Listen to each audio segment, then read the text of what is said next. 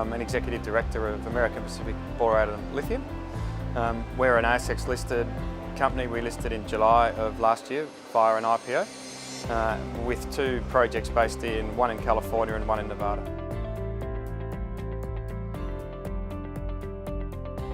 So our flagship project is called Fort Cady, and that's a borate project.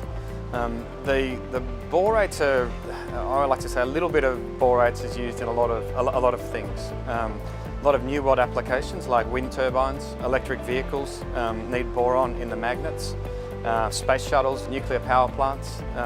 Interestingly, boron is a micronutrient that all plant and animal life need as well. The project being located in California gives us fantastic infrastructure advantages. We're 2 kilometres from rail. That rail takes us directly into the port of Long Beach and LA. In fact, we've actually got, as part of our mining permit, which includes an environmental approval, we have a rail spur that's part of that. We have a 330 kV power line that actually runs through the site. We've got gas. We've actually got water rights as well. So phenomenal infrastructure advantages that attach to working in California or the United States. From a jurisdictional perspective, fantastic geopolitical profile as well. Also, the consumption of borates into the US and our two other byproducts being gypsum and potassium sulfate or SOP gives us fantastic advantages by being able to sell directly to customers in California in particular.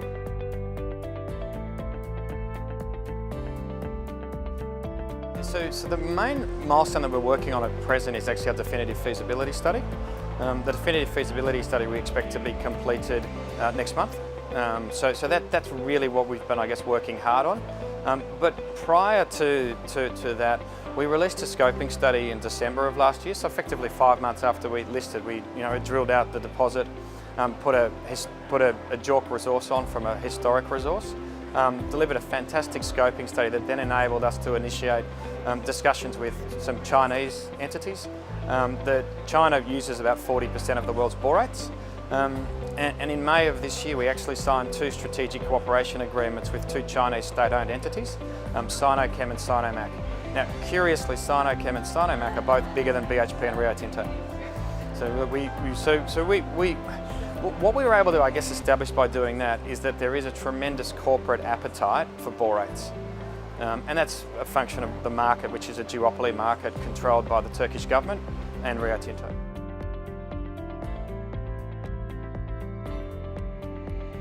So look, our CEO is Mike Schlumberger.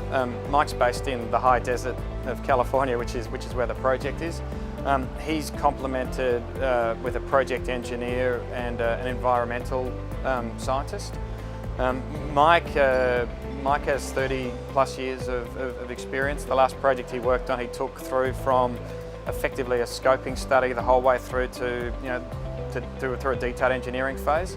But prior to that, Mike's actually a mine operator, if you like. So he's operated phosphate plants. He actually was the chief superintendent for the largest potash mine on the planet back in the 2000s when he was running the Lanigan potash mine for Potash Corp.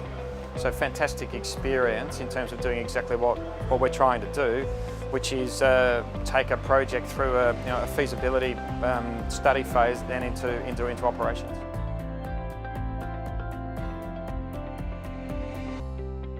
So look, I think we've got an aspirational goal to become a globally significant producer of borates. Okay. Currently, you've got the Turkish government with 55%, Rio Tinto with 25%. We want to play. Our target with our DFS is about half the size of Rio. So it gives you a sense that we will be the number 3 global producer of borates. For me, I think that the critical message with respect to the project is low capex. We've deliberately targeted a phased approach where we actually start with really low upfront capex, around 100 million US. So we're not talking, $500, $600, $700, $800 million US. We're actually talking about a number that we think we can finance. The next thing is high margin. The beautiful thing about a duopoly is you tend to have fantastic margins. And the third thing is low technical risk. So we have a colemanite deposit. Every day the Turkish government produce borates from colemanite or boric acid from colemanite. So it's consistent with our aspiration to become a globally significant producer of borates. And I think the final message is there's not a lot of development stage borate projects. You need special geology to be able to actually have a borate project, and it doesn't occur very much around the world. So that whole Mojave Desert region in California, about 30% of the world's borates come from there. We're about 100 kilometres away from Rio's mine. And the other main producer is the Turkish government, that in turn has 4 because of the tectonic plates associated with Turkey. Outside of that, there's not a lot of borate deposits globally. So it really is a scarce development story.